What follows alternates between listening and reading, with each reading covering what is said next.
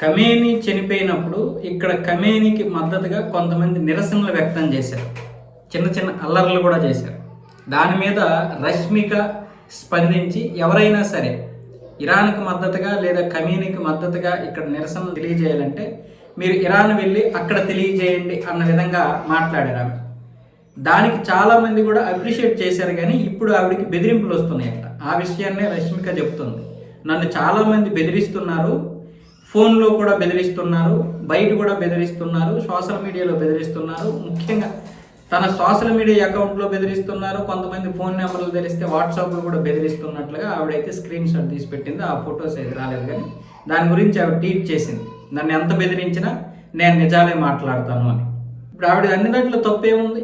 ఎవరైతే వాళ్ళకి సపోర్ట్ చేస్తున్నారో అక్కడికి వెళ్ళి సపోర్ట్ చేయండి. ఇక్కడ పోనీ శాంతియుతంగా చెయ్యాలి కదా. నిరసనలు ఇక్కడ తెలపడం ఏంటి? ఇక్కడ నిరసనలు తెలిపితే ఈ దేశానికి నష్టం, కానీ వాళ్ళకేంటి నష్టం?